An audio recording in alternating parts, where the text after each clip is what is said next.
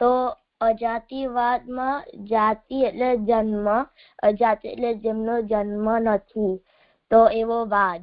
હવે આવો વાદ ગૌડપાદ આચાર્યજી આવો વાદ ઉત્પન્ન કેમ પ્રગટ કર્યું એવો પ્રશ્ન થાય તો એમાં એવો પ્રશ્ન થશે કે જન્મ અને નાશથી વસ્તુની સત્તા કહી શકાય.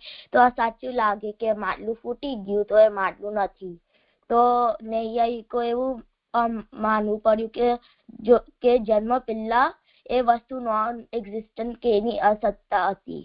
આની આવશ્યકતા હતી કે જો એ એક્ઝિસ્ટન્ટ હોત તો એ વસ્તુ ઉત્પન્ન થાય એવું કહી ના શકાય.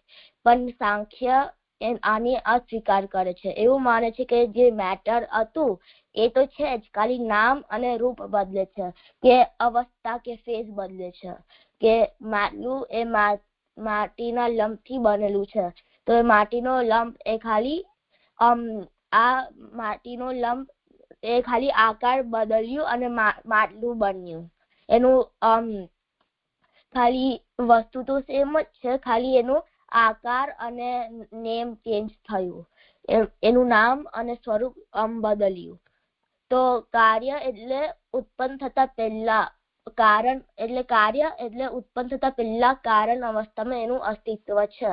એટલે જો આપણે આ માનીએ તો આપણે એવું માનવું પડે કે બ્રહ્મની પહેલા કોઈ હતું, કે જગત કાર્ય છે અને બ્રહ્મ એનું કારણ છે. તો બ્રહ્મ એ ક્યાંથી આવ્યું? એટલે બ્રહ્મને કોઈ પેદા કરવું પડે.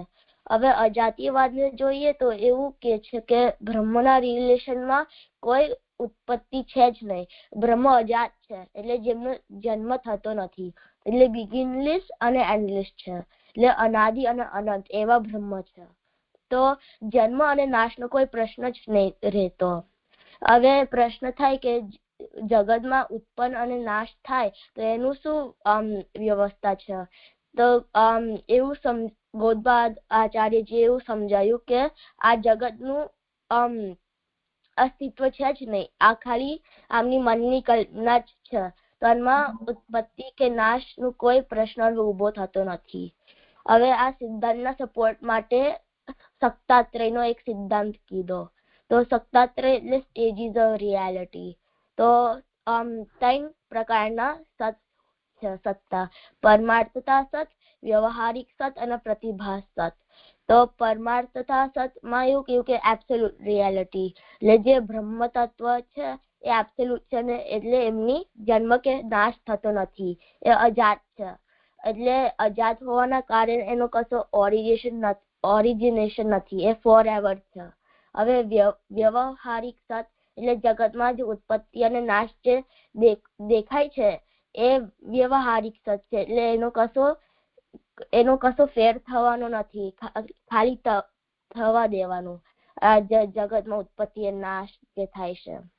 અને પ્રતિભાસ સત એટલે આપના જે સપના એટલે ઇલ્યુઝન જે એ આપનું પ્રતિભાસ છે, અને આ જગતમાં જે પ્રતિભાસ થઈ રહ્યું છે એ જ જગત છે. તો હવે વર્લ્ડલી મટીરિયલ્સની સાથે સંબંધ કે હું છું કે હું આવું કર્યું એ વ્યવહારિક સત આ વ્યવહારિક જગતમાં થતો અનુભવ છે. અને પરમાર્થિક સતમાં આવો અનુભવ થતો નથી. એટલે વ્યવહારિક સત કરતાથી પરમાર્થિક સત એક ઉચ્ચ અવસ્થા છે, કે ઉચ્ચો એક લેવલ છે. અને આના પહેલા જ બુદ્ધ સંપ્રદાયમાં નાગાર્જુન એક માધ્યમિક સંપ્રદાય કીધું. તો એમાં કીધું કે સત્તાના જુદા લેવલ્સ હોય છે, એક તો પરમાર્થ સત્ય અને એક સમૃદ્ધિ સત્ય. તો આ 2 પ્રકારના સત્તા સમજાવ્યા. તો ગૌડપાદ આચાર્યજીએ પરમાર્થ સતનો એ જ શબ્દનો ઉપયોગ કર્યો, અને જે સમૃદ્ધિ સત્ય જે છે એનું નામ બદલીને વ્યવહારિક સત સમજાવ્યું. તો બુદ્ધના સમયે બુદ્ધ ધર્મ બહુ પોપ્યુલર હતું. તો નાગાર્જુન જે માધ્યમિક સંપ્રદાય કીધો એને જ ગૌડપાદ આચાર્યજીએ વેદના વચનોથી અજાતિવાદ સમજાવ્યું. તો આનાથી એવું સિદ્ધ થઈ ગયું કે તો આનો એવો લાભ હતો કે આવું કેમ કહ્યું ગૌડપાદ આચાર્યજી? તો આમાં એવો લાભ હતો કે આનાથી એવું સિદ્ધ થઈ ગયું કે બ્રહ્મ જન્મ અને નાશ વગરના છે. અને હવે જો કોઈ વસ્તુની ઉત્પત્તિ થતી નથી અને નાશ નહીં થતું તો એવો પ્રશ્ન જ ના ઉભો થાય કે આ ક્યાંથી આવ્યું. તો આવો લાભ ગૌડપાદ આચાર્યજીને મળ્યો. અને બુદ્ધ આ સંપ્રદાય બ્રહ્મના ખંડન માટે કીધેલું હતું. હવે જો આપણે કહી લઈએ કે આ જગત પહેલેથી જ આવું જ હતું તો ઈશ્વરની જરૂરિયાત નહીં રહે. તો ગૌડપાદ અને આને એક લેવલ ઉપર લઈ ગયા અને કીધું કે જગતમાં ઉત્પત્તિ સ્થિતિ અને નાશ એ ચાલ્યા કરે છે. ખાલી મનની એક ભ્રમણા છે, પણ બ્રહ્મ જે છે એ અજાત છે. તો અજાતિવાદ ઉત્પત્તિ સ્થિતિ અને નાશનું નિગેટ કરે છે. હવે સ્વભાવવાદ એ બ્રહ્મનું નિષેધ કરવા માટે પણ ઉત્પન્ન થયેલું એક વાદ છે. તો જગત એક કાર્ય છે તો એનું કારણ તો હોવું જ જોઈએ, તો ઈશ્વર છે. હવે જો કારણ અને કાર્યને માનો તો ઈશ્વરને માનવું જ પડે. પણ સ્વભાવવાદ એવું કીધું કે ઉત્પત્તિ સ્થિતિ નાશ એનો સ્વભાવ છે, તો આમાં ઈશ્વરની કશી અસ્તિત્વની જરૂરિયાત જ નથી. આવી મને સમજણ પડી હતી છે. હા, બહુ સુંદર. બહુ સારું કર્યું. ભક્તિ, સાનવી, તમને આમાં કઈ કેવું છે, પૂછવું છે?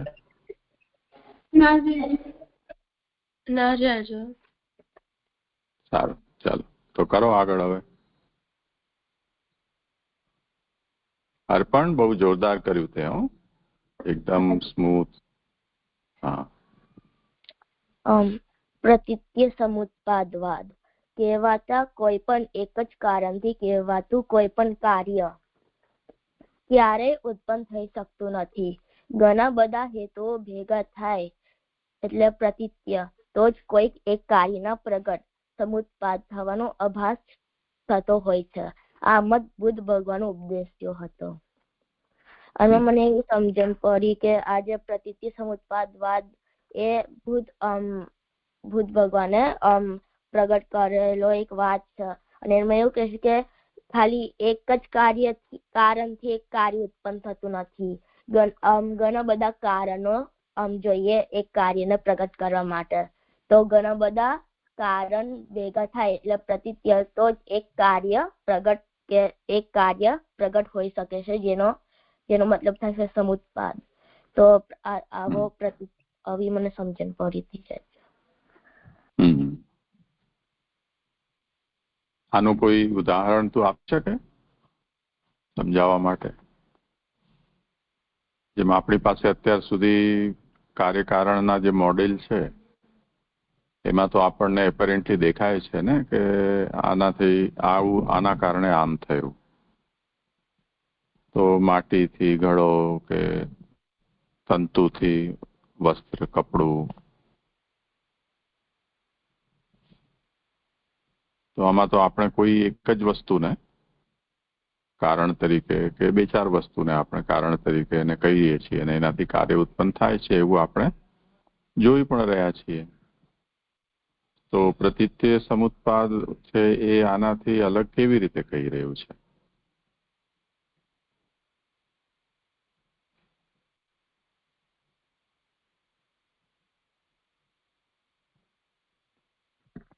મને ખબર છે.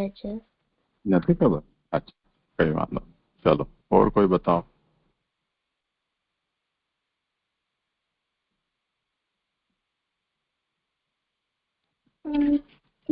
આપણે જે એના આગળ સ્વભાવવાદ કહ્યું એનામાં જે વાત કહી છે કે જે કાર્ય અને કારણ છે, પણ અગર તેને સ્વભાવ સાથે લઈ લઈએ તો એમ પ્રશ્ન ના ઉભો થાય કે કાર્ય અને કારણ માટે ઈશ્વર હોવું જોઈએ.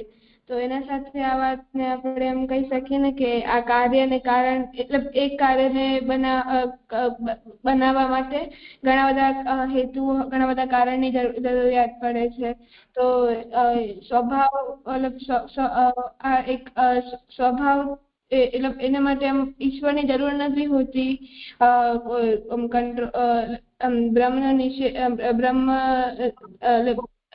બ્રહ્મ નથી આ વાત નહીં આમ સમજાવવા ઈચ્છતા હોય, જે મને એવું લાગે છે.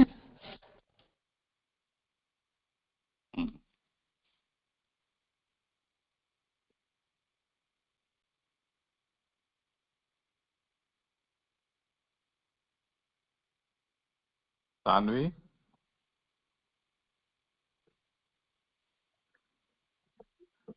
મને આમાં એવું લાગે છે કે પ્રતીત્ય સમુત્પાદવાદમાં એવું કહે છે કે એક જ કાર્ય જુદા જુદા કારણથી જ એક કાર્ય બને છે, પણ આ જગતમાં તો જુદા જુદા કારણ એવું છે ને, ખાલી એક જ કારણ છે. જેવી રીતે આ જગત માંથી તો ખાલી બ્રહ્મ જ એક કારણ છે, પણ અહીંયા પ્રતીત્ય સમુત્પાદવાદમાં એ જુદા જુદા કારણો કહી રહ્યા છે, જે એનાથી થોડુંક જુદું પડી જાય છે. તમારી સમજ માટે પ્રતીત્ય સમુત્પાદને જો ટ્રાન્સલેટ કરવું હોય તો મોડર્ન જે ફિલોસોફિકલ ટર્મિનોલોજી છે એ ડિપેન્ડન્ટ ઓરિજિનેશન આ રીતે એને ટ્રાન્સલેટ કરે છે. હવે ડિપેન્ડન્ટ ઓરિજિનેશનનો મતલબ શું થશે કે પ્રતીત્ય એટલે ભેગા થઈને અથવા તો એકઠા થઈને.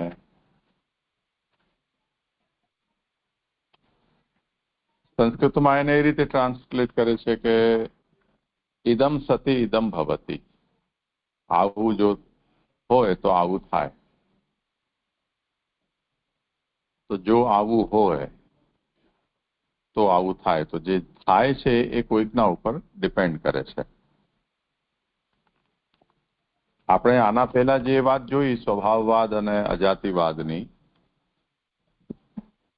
તો અજાતિવાદ આપણે જોયું તે પ્રમાણે બુદ્ધ સંપ્રદાયના જ કોઈ એક વિદ્વાન થયા જેમણે આ વાતને પોતાના મતને સિદ્ધ કરવા માટે આપણને સમજાવ્યો.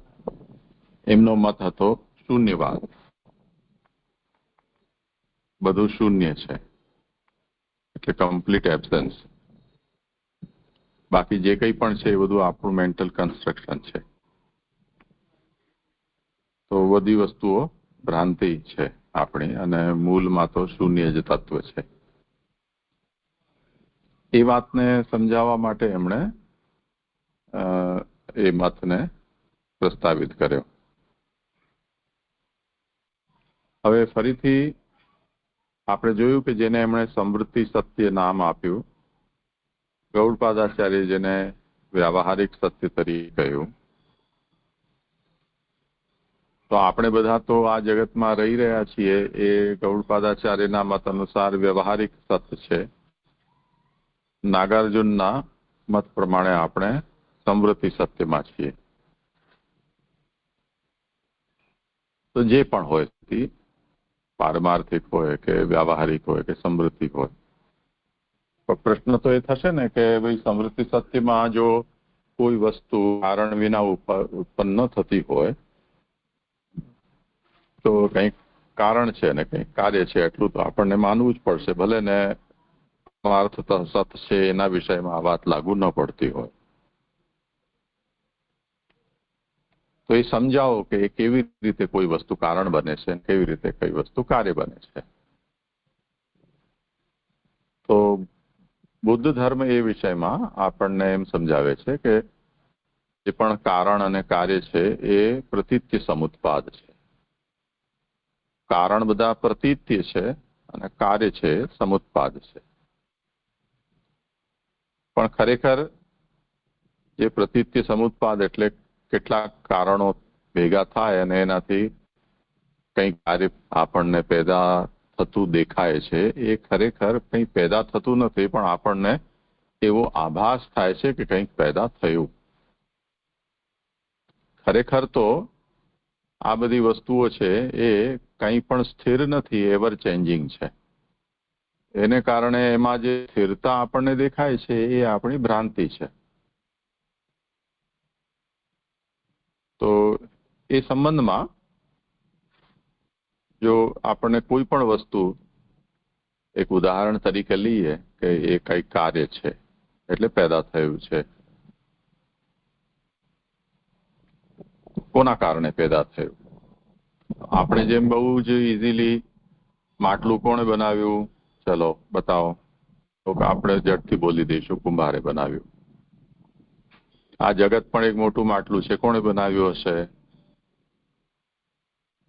તો કુંભ જેવો એક સામાન્ય માણસ છે એની તો એ વર્ષની વાત નથી કે આટલું મોટું કોમ્પ્લેક્સ નેચરનું જગત બનાવી શકે. તો એ કુંભારની જગ્યાએ આપણે જો કે ઈશ્વરે બનાવ્યું. કુંભારમાં અમુક સામર્થ્ય છે, ઈશ્વરની અંદર એનાથી વિશેષ સામર્થ્ય છે. એણે મોટું કાર્ય બનાવી દીધું એમ આપણે ઝટથી કહી દઈશું. હવે બુદ્ધ ભગવાન છે એમને આ ઈશ્વર જે જગતને બનાવનારો છે એ વચ્ચે આવવા દેવો નથી. ઈશ્વરનો અસ્તિત્વ એમને નથી માનવા દેવું. તો એમણે જો આપણે આ રીતે ઈશ્વરને લાવતા હોઈએ તો એમણે એ રીતે વાત ગુમાવી દીધી કે તમે કોઈ એક કાર્યને સૌથી પહેલા એક વસ્તુ માનો છો એ વાત જ ખોટી છે. તમારી સમજ ખોટી છે. એ એક વસ્તુ છે જ નહીં.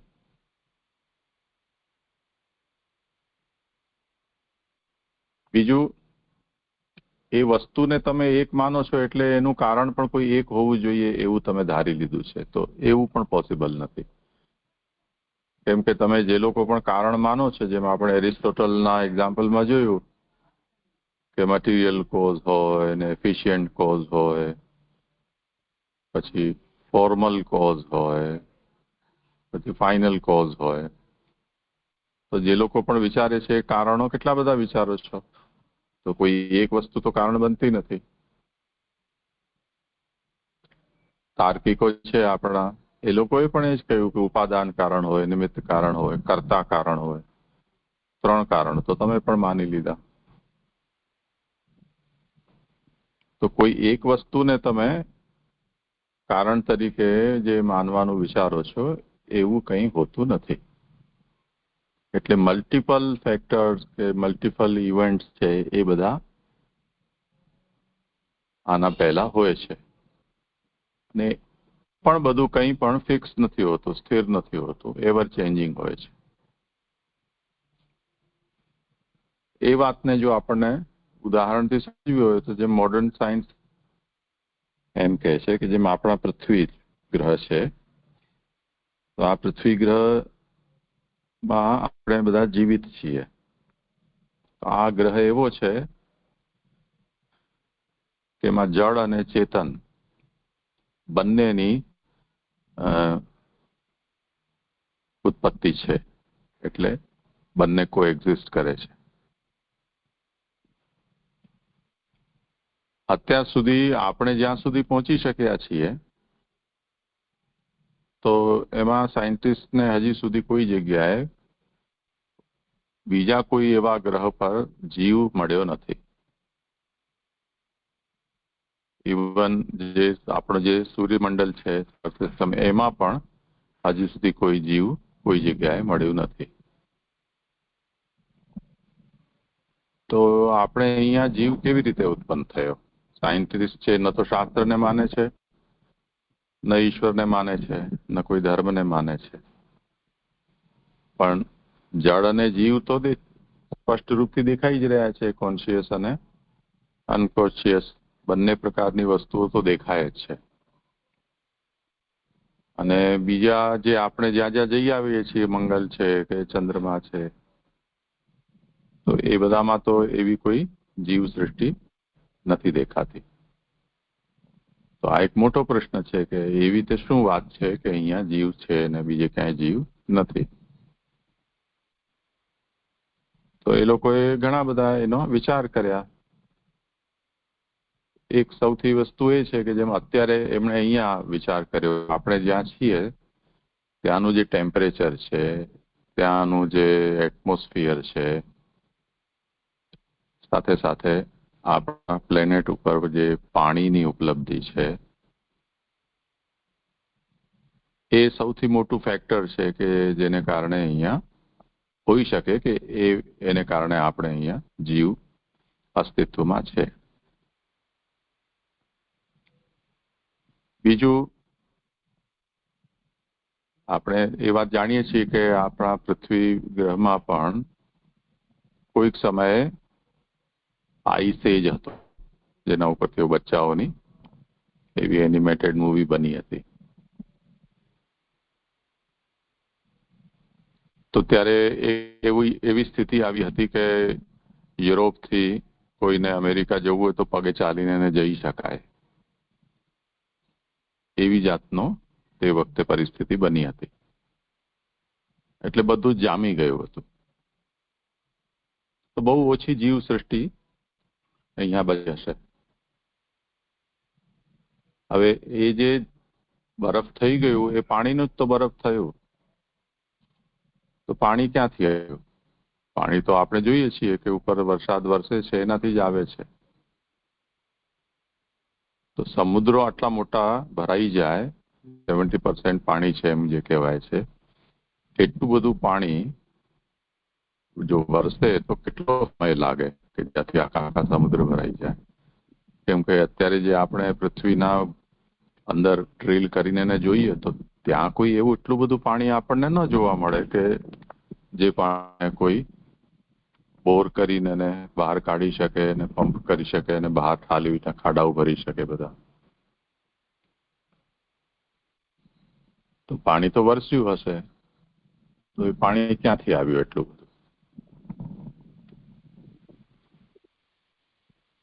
અને વરસ્યું હશે તો કેટલા વર્ષો સુધી વરસ્યું હશે કે આટલા બધા સમુદ્રો ભરાઈ જાય? સમુદ્ર પણ પાછું ખારું થઈ ગયું. તો જેટલો પણ આપણો પૃથ્વીનો ઉપરનો ભાગ છે જમીનનો, એના ઉપર એ પાણી વરસ્યું, એ પાણી તો મીઠું જ હશે, કેમ કે તો ડિસ્ટિલેશન થઈને જ આવે, તો એ પાણી ખારું તો હોય નહીં. પૃથ્વી ઉપર જે વરસે એ પૃથ્વીના જેટલા મિનરલ્સ છે એ મિનરલ્સને સાથે વહેતા વહેતા એ સમુદ્રના જે અત્યારે જે ખાડાઓ છે એમાં ભરાઈ ગયું. એને કારણે સોલ્ટી થઈ ગયું. હવે એ પાણી ચલો વરસ્યું, પણ આવ્યું ક્યાંથી?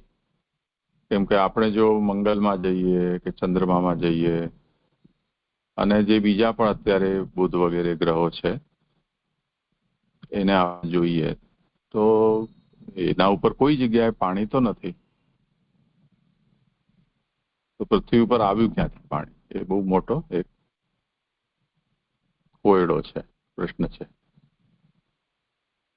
એના માટે જુદી જુદી બધાની થિયરી છે કે આ પૃથ્વીના ઉપર જે કોમેટ આવે છે, ઉછળતારો, એ કોમેટની જે પૂંછડી છે એમાં બધા ક્રિસ્ટલાઇઝડ વોટર પાર્ટિકલ્સ હોય છે.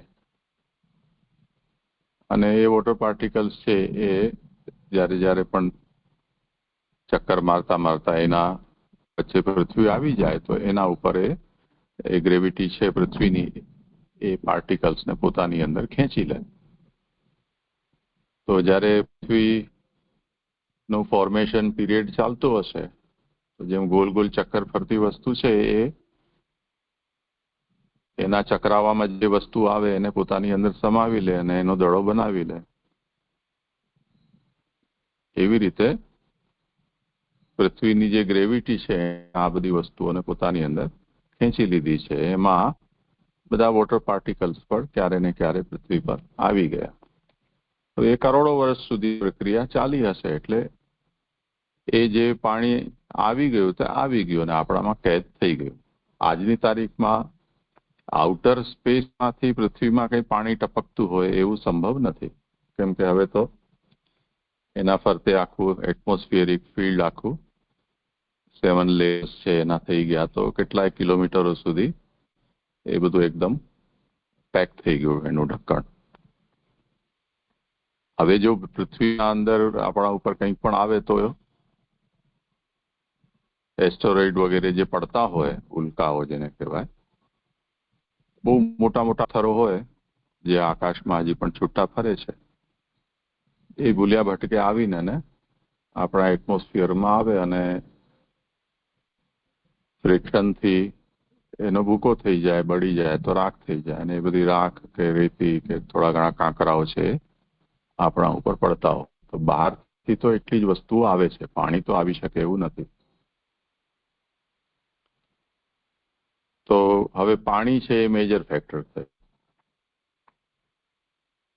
તો જેને આપણે એક જીવન જે છે પૃથ્વી ઉપર એની આપણે જે કલ્પના કરી રહ્યા છીએ કેવી રીતે આવ્યું, તો એમાં આપણે જુઓ કેટલા ફેક્ટર્સ જોયા કે એક તો આ જીવને પેદા થવા માટે કંઈક આધાર જોઈએ.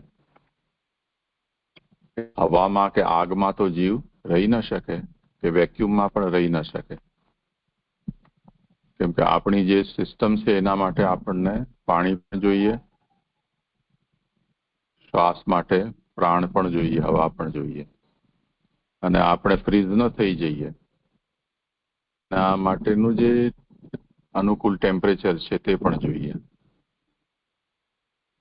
જેમ આઈસ એજની અંદર જીવ ખતમ થઈ જાય તે રીતે ઓવરહીટ થઈ જાય, જેમ મંગળ વગેરે ગ્રહો છે એ એકદમ ગરમ થઈ જાય, અમુક એકદમ ઠંડા થઈ જાય, તો ત્યાં પણ જીવન સંભવ નથી.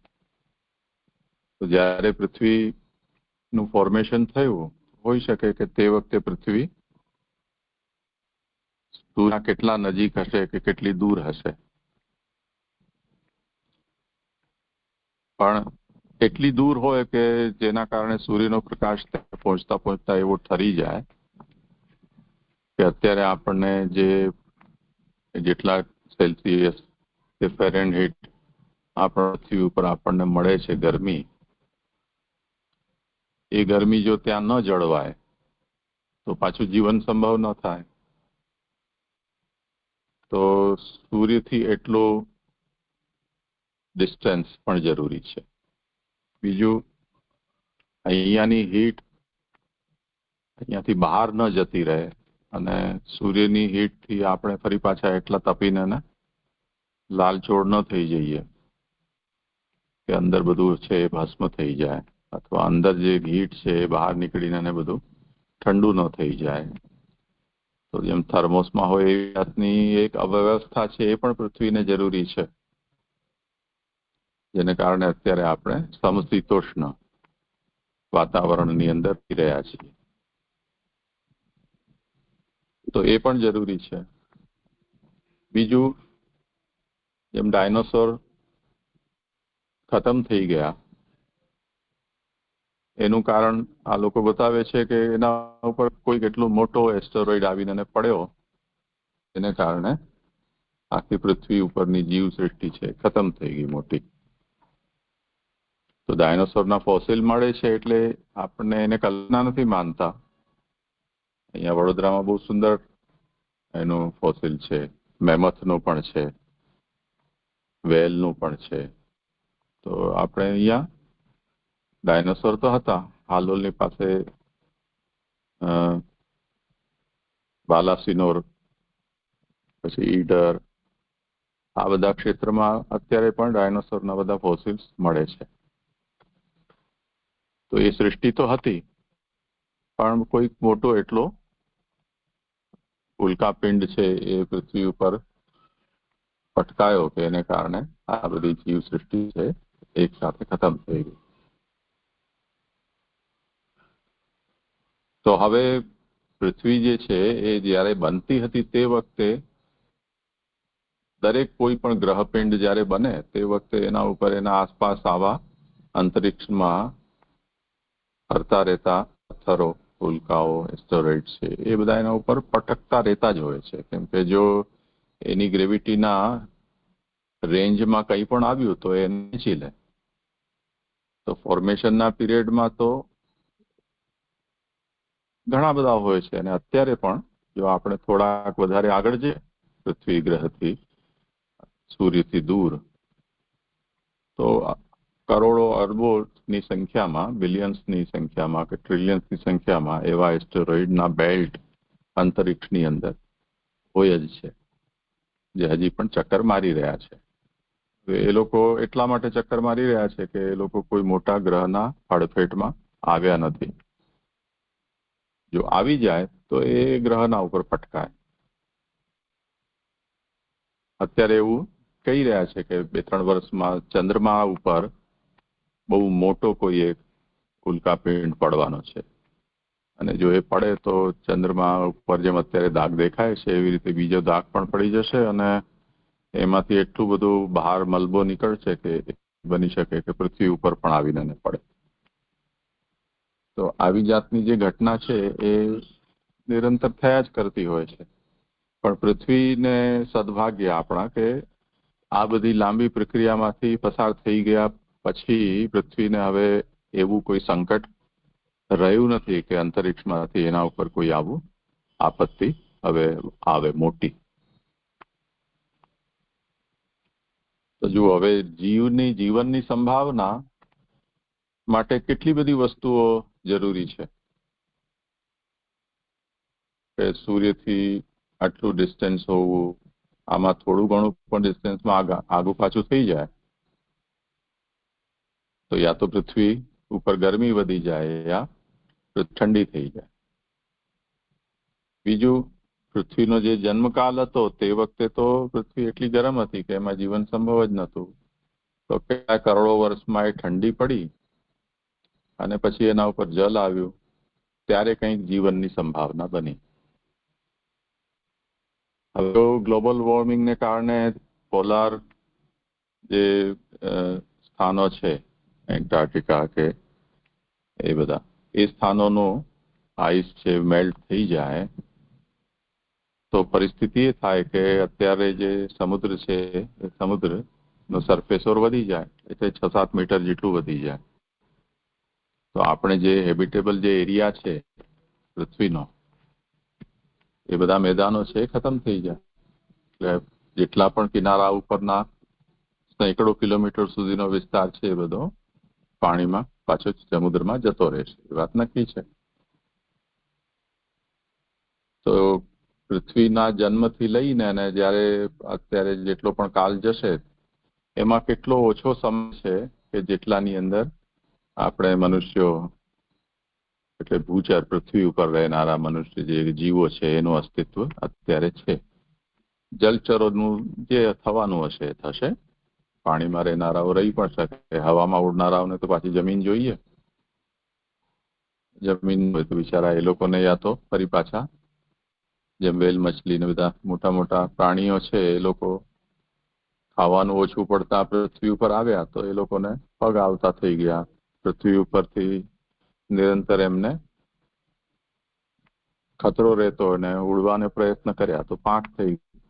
એવી રીતે જે ડાર્વિન કહે છે, બની શકે કે એવી રીતે આ બધું થયું હોય તો પાછા રિવર્સ પ્રોસેસ ચાલે તો અમુક કરોડ વર્ષમાં સર્વાઈવલ ઓફ ધ ફિટેસ્ટ છે કે નેચરલ સિલેક્શનના હિસાબે જે કંઈ પણ આગળ પ્રક્રિયા થવાની હોય તે રિવર્સ પણ થઈ શકે. પણ આપણે જે એમ વિચારીએ છીએ કે આ જીવન છે એ કોઈકે જન્મ આપ્યો અને જન્મી ગયા, એટલું સિમ્પલ નથી. બીજું, માની લો કે કોઈ જગ્યાએ જલ છે પણ જલ પછી જે ઓર્ગાનિઝમ એની અંદર પેદા થવું જોઈએ એના માટે પણ કંઈક બીજી ગંભીર પ્રક્રિયાની જરૂરત પડે. એટલે સાયન્ટિસ્ટ એમ પણ કહે છે કે અત્યારે જેટલા પણ પૃથ્વીના જે સેમ્પલ્સ આપણે લીધેલા છે, અહીંયા જે એલિમેન્ટ્સ છે એના, એને જો આપણે વિચાર કરીએ તો એમાં કોઈ રીતે પણ જીવન પેદા થઈ શકે, જીવનનું અસ્તિત્વ થઈ શકે એવી કોઈ પોસિબિલિટી નથી. એટલે એવી પણ એક થિયરી છે કે પૃથ્વી ઉપર જીવન બહારથી આવ્યું. બહારથી એટલે આ જ રીતે કોઈને કોઈ કોમેટ કે એના થ્રુ એના કોઈ પણ એવા ઓર્ગેનિઝમ, માઇક્રો ઓર્ગેનિઝમ અંતરિક્ષમાંથી પૃથ્વી પર આવ્યા અને પછીથી એ અહીંયા ગ્રો થયા, અનુકૂળ એમને વાતાવરણ મળ્યું. એટલે તો જો આવી સ્થિતિ હોય તો કોઈ એક વ્યક્તિ કે એકને ઘટનાને આપણે પૃથ્વી ઉપર જીવનનું કારણ ન કહી શકીએ. તો બુદ્ધ એમ કે છે કે હું આને જ તો કહી રહ્યો છું કે પ્રતીત્ય સમુત્પાદ છે. અમુક પ્રકારના સર્કમસ્ટેન્સીસ છે કે અમુક જાતની ઘટનાઓ છે, પ્રસંગો છે, એ બધા ભેગા થાય તો અચાનક અમુક વસ્તુઓ એનું રિઝલ્ટ તરીકે આપણી સામે આવી જાય. તો આપણે એને એમ કહીએ કે આ કાર્ય છે ને આ એનું કારણ હતું. તો પ્રતીત્ય સમુત્પાદ એ જે સમૃદ્ધિ સત્યરૂપ આ વ્યવહારિક જગત છે, એ જગતની અંદર જે કંઈ પણ ઘટના આપણને કારણ અને કાર્ય તરીકે દેખાય છે એને એક્સપ્લેન કરવા માટે, જેથી આપણા મનમાં ઉદ્વેગ ન થાય કે ચાલી શું રહ્યું છે. તમે એક તરફ એમ કહો છો કે કોઈ વસ્તુ કારણ નથી, કોઈ વસ્તુ કાર્ય નથી, તેમ છતાં પણ બીજી તરફ આપણને તો એવો અનુભવ થાય જ છે, તો એને એક્સપ્લેન કેમ કરવું? તો બધું એકઠું થઈને ને એકબીજા ઉપર ડિપેન્ડ કરીને ને કોઈ વસ્તુ કાર્ય બને છે. એટલે કોઈ વસ્તુ તો નહીં, પણ અમુકને આપણે કારણ કહીએ છીએ અને અમુકને આપણે કાર્ય કહીએ છીએ. તો સંક્ષેપમાં એક કારણ કોઈ એક વસ્તુ નથી કે કોઈ એક ઘટના નથી, પણ જેને આપણે કારણ કહીએ છીએ એમાં પણ ઘણી બધી પ્રકારની વસ્તુઓ છે અને ઘણા બધા એમાં એની ઘટનાઓ પણ છે. તો તમે જેને પણ કારણ માનશો એ પણ જેમ મધપૂડો કે નામ આપણે એક આપીએ, પરંતુ મધપૂડો છે એટલે હજારો માખીઓનો એ કોલોની છે, એને આપણે મધપૂડો કહીએ છીએ. તો એ જેને તમે કારણ નામ આપશો એની અંદર ફરી પાછું અનેક એવા તત્વો નીકળશે. તો કોઈ વસ્તુ પોતે કારણ નથી કે કોઈ એક ઘટના કારણ નથી. દરેકની અંદર કોમ્પ્લેક્સિટી છે. એટલે ડિપેન્ડન્ટ ઓરિજિનેશન અથવા પ્રતીત્ય સમુત્પાદવાદ એ બુદ્ધે આપણને સમજાવ્યો છે. બુદ્ધને એ સમજાવવા પાછળનું કંઈ એ હેતુ નતો કે આ સૃષ્ટિ શું છે એ સમજવી. બુદ્ધને નો જે મુખ્ય ઉપદેશ છે એ મોરલ ટીચિંગ્સ બુદ્ધના હતા.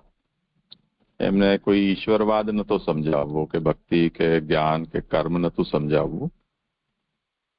તો જે પણ મોરાલિટી એમને સમજાવવી છે, નીતિનો ઉપદેશ કે જેને આપણે એથિક્સ કહી શકીએ, તો એ જે એથિકલ ટીચિંગ એના છે એમાં મુખ્ય વાત તો એ છે કે કર્મનો જે સિદ્ધાંત, સારું કરે અને સારું ફલ મળે, ખરાબ કરે અને ખરાબ મળે. જેને પણ અત્યારે ખરાબ મળી રહ્યું છે એને કંઈક ડર પણ બેસાડવો પડશે કે તમારે આવું આવું કર્યું છે એને કારણે તમને આવું ફલ ભોગવવું પડી રહ્યું છે. જે સારું જીવન જીવી રહ્યો છે એને એક એક્ઝામ્પલ તરીકે પણ સેટ કરવો છે કે આણે આવા સારા કર્મ કર્યા છે એટલે એને આવું સારું ફલ મળ્યું. તો જે કર્મનો સિદ્ધાંત છે કે નીતિનો સિદ્ધાંત છે એ કારણ કાર્ય ઉપર જ તો ડિપેન્ડન્ટ છે. જેવું કર્મ કરશો એવું ફલ મળશે. તો આ જેવું કર્મ કર્યું એ કારણ થયું, જેવું ફલ મળશે એ કાર્ય થયું. તો કારણ કાર્ય તો આવ્યું જ ને. તો બુદ્ધને માટે આ એક ચેલેન્જ હતી કે નીતિ સમજાવવી છે, પાછું દંડ આપનારો ઈશ્વર નથી માનવો, કર્મનું ફલ ભોગવનારો આત્મા પણ નથી સ્વીકારવો, તેમ છતાં પણ કર્મ અને એનાથી મળતા સારા ખરાબ ફલ એનાથી સમાજને કોઈ યોગ્ય દિશા પણ આપવી છે. તો આ બધું કેવી રીતે થઈ શકે? એટલે એમણે એક પ્રતીત્ય સમુત્પાદનો આ એક સિદ્ધાંત બતાવ્યો. અને ત્યાં એમણે એમનું જે ધર્મચક્ર છે બુદ્ધ દર્શનનું, એ ધર્મચક્રમાં એમણે ધર્મના 12 અંગો બતાવ્યા છે, દ્વાદશાંગ ધર્મ. એ ધર્મચક્ર છે એને સમજાવવા માટે એમણે આ પ્રતીત્ય સમુત્પાદવાદ બતાવ્યો કે મનુષ્ય છે એને આ જાતનું બંધન કેમ થાય છે, આવી રીતે એને દુઃખ કેમ થાય છે. તો એ દુઃખ થવાના કારણ છે, જે કારણો કોઈકના ઉપર એ ડિપેન્ડન્ટ છે. આના કારણે આના કારણે આના કારણે આના કારણે એમ ગોલ ગોલ ચકેડું એ ફર્યા કરે. ચક્ર છે એટલે. તો એમાં કોઈ એક વસ્તુ કારણ નથી. જેને કારણ કહીએ છીએ ફરી પાછા કોઈકના ઉપર ડિપેન્ડન્ટ છે. જેને કારણ કહો છો એ પણ ફરી પાછો એક નામ ભલે હોય એના, પરંતુ એ નેચર એનો બહુ કોમ્પ્લેક્સ છે. જેમ કોણે તમને માર્યું તો કોઈકનું નામ આપણે આપીએ.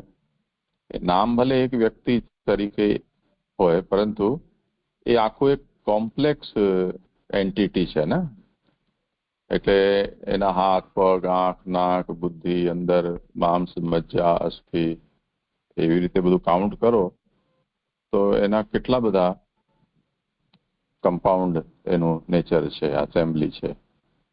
તો કોઈ એ કહેવા માટે એક નામ કહી દેવાથી એ વસ્તુ એક છે એમાં આપણે નહીં સમજવું જોઈએ. તો એટલા માટે બુદ્ધે આજે નૈતિકતાનો ઉપદેશ આપવા માટે આ પ્રતીતિ સમુત્પાદવાદ બતાવ્યો કે જેથી અનનેસેસરી કોઈ ઈશ્વર કે આત્મા કે એવું કોઈ માની ન બેસે. મને એમ છે કે તમને થોડું સમજમાં આવ્યું હશે.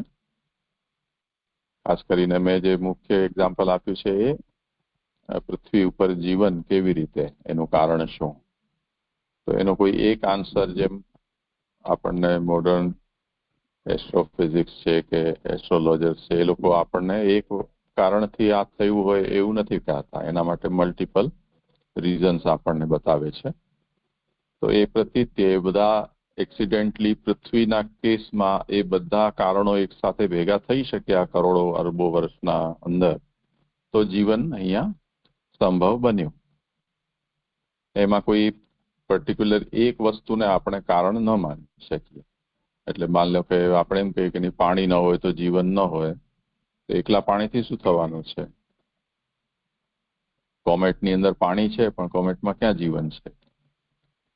તે જ રીતે ફ્રીઝ થયેલું છે, એકલા સૂરજને કારણે નથી થતું. સૂરજ તો છે પણ સોલર સિસ્ટમના બધા ગ્રહો ઉપર ક્યાં જીવન છે?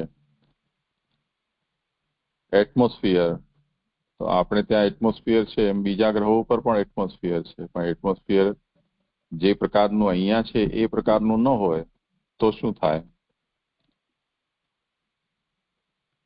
ગ્રેવિટી છે, આપણે અહીંયા પેદા થયા પણ આપણે ઉડીને હવામાં ચાલ્યા કેમ નથી જતા? કેમ કે પૃથ્વીએ આપણને પકડી રાખ્યા છે.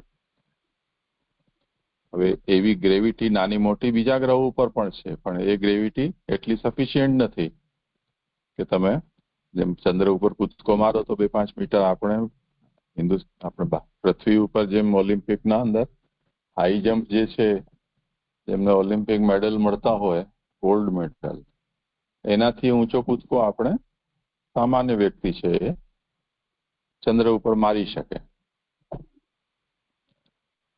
વધારે કૂદકો મારો તો બની શકે કે તમે ત્યાંથી અંતરિક્ષમાં જ જતા રહો, આઉટર સ્પેસમાં, જોર લગાવે બહુ તો એટલી ગ્રેવિટી પણ જરૂરી છે. પછી જે રોટેશન છે આપણે જે ફરી રહ્યા છીએ, આપણા પૃથ્વી છે કેટલા હજારો માઇલની ગતિથી ગોલ ગોલ ફરી રહી છે, જેને કારણે આપણા દિવસ અને રાત થાય છે. સપોઝ એ સ્લો થઈ જાય અત્યારે છે એના કરતા, અથવા અત્યારે છે એનાથી ફાસ્ટ થઈ જાય તો જોવા જેવી થાય. અત્યારે જે 365 દિવસમાં એક ચક્કર લગાવે છે એ માની લો કે 1 મહિના 30 દિવસમાં થાય તો અત્યારે જેટલા પણ આપણે ત્યાંની જે ઋતુઓ છે એ ઋતુચક્ર બધા બદલી જાય. તો જે 3-3, 4-4 મહિનામાં ઋતુ બદલે છે એની જગ્યાએ 2-3 દિવસમાં બદલાવા લાગે. તે સ્થિતિમાં જે ઠંડી, ગરમી, વરસાદનો ચક્ર છે એ કેમ ચાલશે? તો કેટલી બધી વસ્તુઓ આની અંદર, કાઉન્ટલેસ વસ્તુઓ છે, એ બધી જયારે એક પરિસ્થિતિમાં આવીને ઊભી થઈ છે ત્યારે જીવન શક્ય બન્યું છે. તો પ્રતીત્ય સમુત્પાદ, બુદ્ધે રિમાર્કેબલ વાત કરી આ સેન્સમાં કે ડિપેન્ડન્ટ ઓરિજિનેશન છે. ઘણી બધી વસ્તુઓ જ્યારે ભેગી થાય છે ત્યારે આપણને કંઈક કાર્ય થયું એવો આભાસ થાય છે. બુદ્ધના હિસાબે ખરેખર કંઈ પેદા થતું નથી, કેમ કે જે પેદા થાય એને આપણે એમ માનીએ છીએ કે આ વસ્તુ હવે ફિક્સ થઈ ગઈ, તો ફિક્સ તો કંઈ છે જ નહીં. એમના મતે દરેક વસ્તુ પરિવર્તનશીલ છે. તો તે સ્થિતિમાં કઈ વસ્તુ પેદા થતી નથી, પણ આપણને એમ લાગે છે કે કંઈક પેદા થયું. તો આ વાત તમે લોકો થોડું વિચારજો હજી, પછી પછી કંઈ ન સમજાય તો આપણે ચર્ચા કરીશું. 8:15 વાગે. ચલો અત્યારે બચાવો.